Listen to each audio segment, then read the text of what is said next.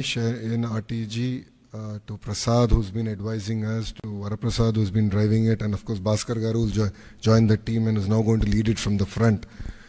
So ఇప్పుడు నుంచి ఏం పని చేయకపోతే ఏమైనా పొరపాట్లు ఉంటే అది భాస్కర్ గారు పొరపాటు, పని చేస్తే అది క్రెడిట్ నాకు. So respected dignitaries, media friends, all of you, thank you very much for making it. As Bhaskar Garu just stated, we all believe it's a historical moment in governance initiative. We have seen our leader Chandrababu Naidu Garu 1.0, and as he's saying, this is his 2.0, and this marks with his change in governance also and delivery of e-governance. I believe that this is a true transformation that we're going to achieve. Saying that, this is what we call the Manamitra. It's a WhatsApp governance initiative that's going to be launched by the government of Andhra Pradesh and Meta. It's here to deliver a seamless, efficient, citizen-centric public service delivery. You know, to this initiative, we believe that Andhra Pradesh is again at the forefront of e-governance initiatives. In the past, the entire nation used to look at Andhra Pradesh and what are we doing so they can adopt. I believe this is the first step in that direction. And from RTG, from IT department, you will be seeing more and more such initiatives coming.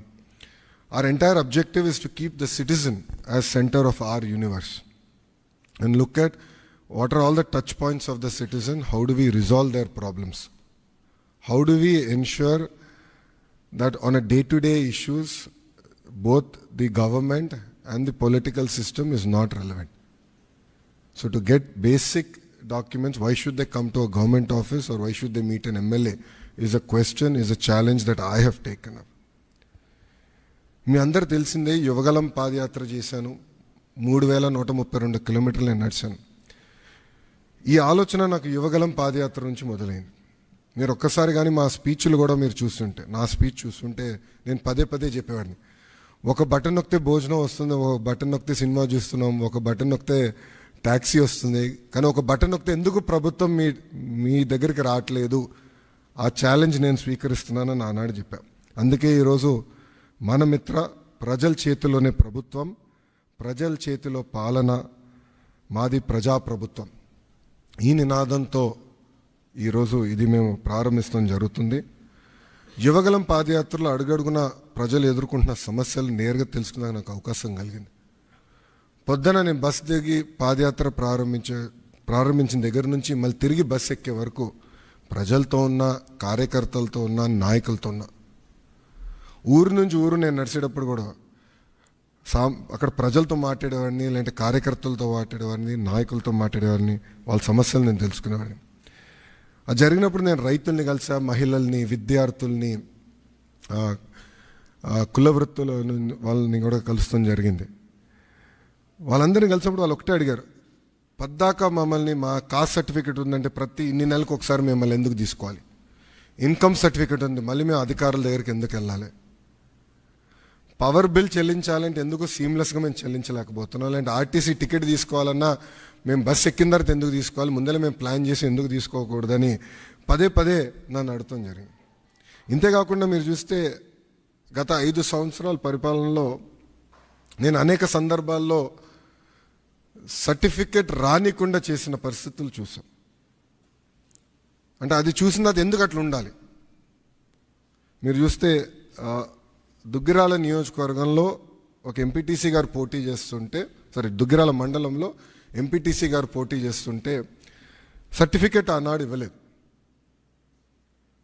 కావాలని BC certificate ఇవ్వలేదు. So ఆ రోజు నాకు అర్థమైంది, సిస్టంలో ఒక లోపం ఉంది, ఇది కరెక్ట్ చేయాలి, ఎవరు ఇట్లా సర్టిఫికెట్ కోసం ఎవరు ఇబ్బంది పడకూడదు అనే ఆలోచనతో మొదలైంది. మీరు చూస్తే ఇప్పుడు అందరి జోబులో, ప్రతి ఇంట్లో ఒక స్మార్ట్ ఫోన్ ఉంది, అందరి జోబులో స్మార్ట్ ఫోన్ ఉంది. మా అంచనా ప్రకారం 60% మందికి స్మార్ట్ ఫోన్ అనేది ఈరోజు ఉంది. దాంట్లో ప్రధానంగా వాట్సాప్ అనేది అందరు ఇన్స్టాల్ చేసుకుంటారు, మీరందరూ కూడా వేలాది గ్రూపుల్లో ఉంటారు. నాకు కూడా ప్రభుత్వం పొరపాట్లు చేస్తే నాకు కూడా ఇక్కడున్న మీడియా మిత్రులతో సహా ప్రజలు కూడా మెసేజ్లు చేస్తాం జరిగింది. సో అప్పుడు నాకు వచ్చిన ఆలోచన, అంటే యువగలం పాదయాత్రలోనే లేదు, వాట్సాప్తో వర్క్ చేయాలి, అదొక ప్లాట్ఫామ్, అందరూ వాడే ప్లాట్ఫామ్ అని ఆలోచించి నేను సంధ్య గారికి మేము అవుట్రీచ్ చేసి కలిసిన తర్వాత ఒక ఇనిషియల్ డిస్కషన్ అయిన తర్వాత వాళ్ళు ఏమన్నారంటే ప్రపంచంలోనే ఎక్కడ ఇన్ని సర్వీసెస్ ఒకేసారి ఒకే ప్లాట్ఫామ్ మీద తీసుకురాలేదు, బిట్స్ అండ్ పీసెస్ వచ్చినాయి. సో ఆర్టీసీ చేసి ఉండొచ్చు, లేదంటే మున్సిపాలిటీ చేసి ఉండొచ్చు, ఎవరు వాళ్ళు చేశారు. యాజ్ అ స్టేట్ ఎవరు చేయలేదు. ఇది వన్ ఆఫ్ ఇట్స్ కైండ్. మీరు చేయగలుగుతారా, అవుతుందా, మార్పు మీరు సిస్టంలో తీసుకురాగలుగుతారా అని నన్ను అడిగారు. సో అక్టోబర్ 22, 2024లో ఢిల్లీలో MOU ఒప్పందం కుదుర్చుకుంటాం జరిగింది. ఆ రోజు నేను ఛాలెంజ్ స్వీకరించాను. డిసెంబర్ నెలాఖరికల్లా లాంచ్ చేస్తామని మేము చెప్తాం జరిగింది. వాస్తవంగా 1 నెల ఎక్కువ తీసుకున్నాం. సో 3 నెలలు 9 రోజుల తర్వాత, అంటే MOU సంతకం పెట్టిన 3 నెలలు 9 రోజుల తర్వాత ఇది లాంచ్ చేస్తాం జరిగింది. ఇది మీరు ఒక్కసారి చూస్తే 36 డిపార్ట్మెంట్లని ఇంటిగ్రేట్ చేయాలి. సో ఇది చాలా చాలా కాంప్లెక్స్ ప్రాజెక్ట్.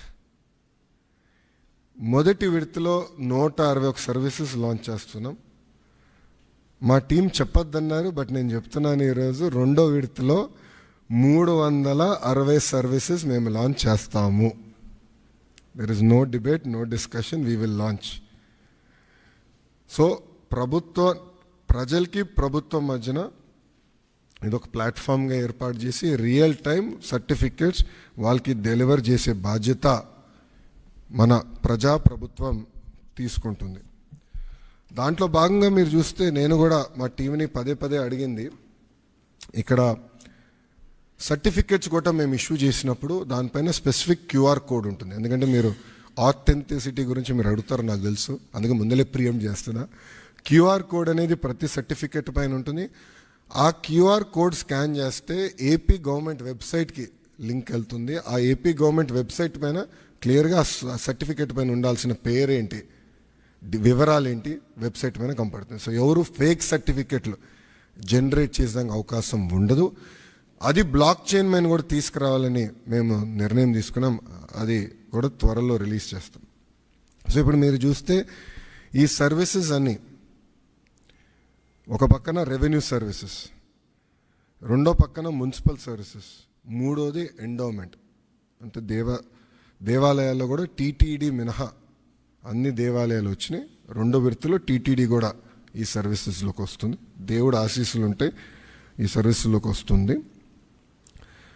అంతేకాకుండా ఇప్పుడు సెలెక్షన్ నంబర్కి వెళ్ళి సెలెక్షన్ ఉంటుంది, మీరు సెలెక్ట్ చేయాలి.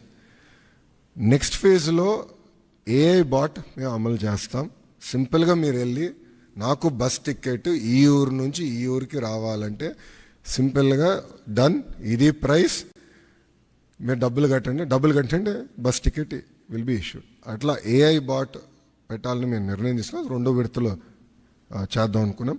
అంతేకాకుండా వాయిస్ కూడా, అంటే ఇంగ్లీషే కాకుండా తెలుగు భాషలో కూడా డైరెక్ట్గా చెప్తే సిస్టమ్ రెస్పాండ్ అయ్యే విధంగా చేయాలని మేము నిర్ణయం తీసుకున్నాం. వాస్తవంగా ఇది ప్రపంచంలోనే ఎక్కడ చేయలేదు, తొలి రాష్ట్రం మనం. ఇది కూడా మేము నేర్చుకుంటున్నాం దీంట్లో. ఇది పర్ఫెక్ట్ అని నేను లోడ్ టెస్టింగ్ అన్నీ చేసాం. ఇంకా నేర్చుకోవాల్సిన అవసరాలు చాలా ఉన్నాయి మాకు.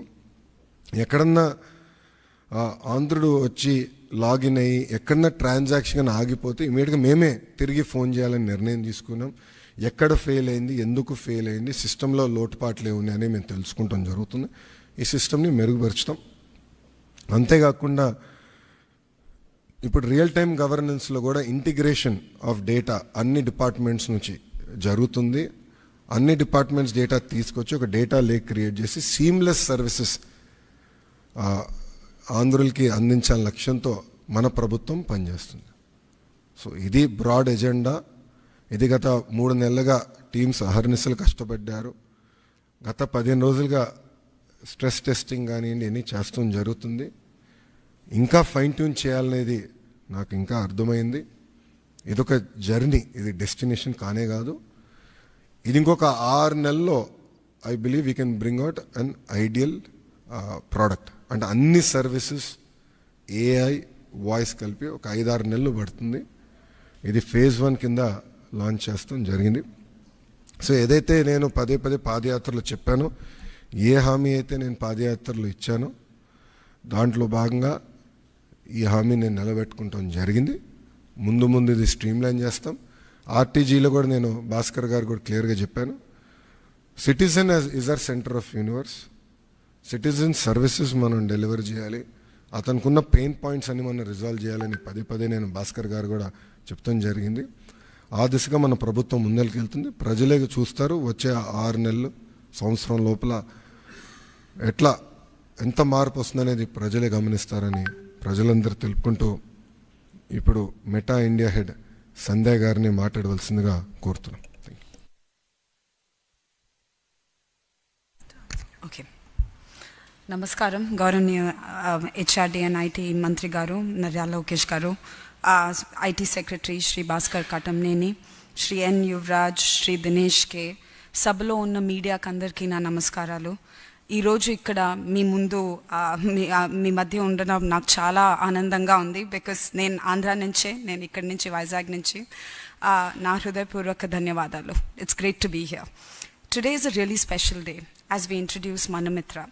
It's a digital public services chatbot, as the Minister Garu just articulated, on WhatsApp, and it's been created in partnership with the government of Andhra Pradesh. I want to talk a little bit about our mission and why this is so important, as we come together to build this. At Meta, our mission has always been to build the future of human connection and to enable the technology that makes it all possible. And what we see is that mission is really reflected in a beautiful way and very distinctively in WhatsApp. It's the way India communicates. I think all of you probably wake up to good morning messages on WhatsApp from somebody in your family if you're on WhatsApp. And it's no secret that, India, WhatsApp is a key part of almost every Indian's life. And that's why it's such a proud moment for us to unveil Manamantri today, which brings together Manamitra today, which brings together the power of WhatsApp in the hands of every citizen of Andhra Pradesh. Manamitra, which really means our friend, is an innovative first of its kind. We've not, seen this extent, of services being offered on a chatbot on WhatsApp. And this really has the potential to transform the way people of Andhra Pradesh are going to engage with public services. Like the Minister Garu mentioned, it's a swath of services. It's everything from, say, revenue services to booking temples. And it's really been a gargantuan effort by all the teams concerned to pull all of this together. And it comes back to giving citizen services on platforms that they're